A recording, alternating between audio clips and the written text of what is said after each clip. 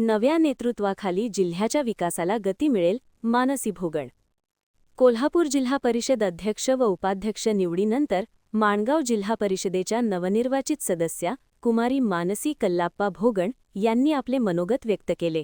उच्च शिक्षित असलेल्या मानसी भोगण या कोवाड गावच्या असून त्या गावचा हिरा असल्याचे गौरवोद्गार यावेळी काढण्यात आले. यावेळी बोलताना त्या म्हणाल्या की आजचा दिवस जिल्ह्यासाठी अत्यंत महत्त्वाचा आहे. नव्याने निवड झालेल्या अध्यक्ष व उपाध्यक्ष यांना त्यांनी मनपूर्वक शुभेच्छा दिल्या. त्यांच्या सक्षम नेतृत्वाखाली जिल्ह्याचा सर्वांगीण विकास अधिक वेगाने होईल असा विश्वास त्यांनी व्यक्त केला. तसेच जिल्ह्यातील विविध विकास कामांना चालना मिळून सर्वसामान्य नागरिकांच्या अपेक्षा पूर्ण होतील अशी आशा त्यांनी व्यक्त केली. पाहूया त्या काय म्हणतात. महान कार्य न्यूजसाठी प्रकाश ऐनापुरे, चंदगड.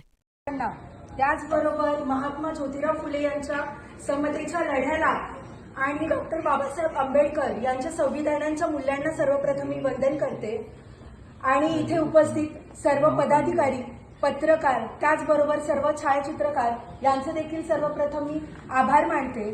आज आपण सर्वजण राजश्री छाऊ छत्रपती सभागृहात आज आपण एकत्रित आलेलो आहोत.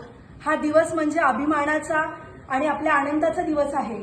आज नुकतंच झालेल्या जिल्हा परिषद अध्यक्ष आणि उपाध्यक्षपदी तर अध्यक्षपदी सौ शिल्पाताई खोत, त्याचबरोबर उपाध्यक्षपदी तानाजीदादा पाटील यांचं सर्वप्रथम मी अभिनंदन करते.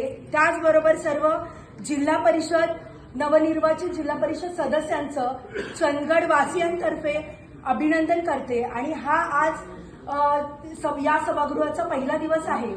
तर हे सभागृह उंचावर कसं जाईल आणि आपल्या कोल्हापूर जिल्ह्याचा सर्वांगीण विकास कसं होईल यासाठी आपण नक्कीच सर्वजण झटूया आणि एकत्रितपणे सर्वांनी काम करणं गरजेचं आहे अशी अपेक्षा व्यक्त करते आणि इथेच मी थांबते. धन्यवाद.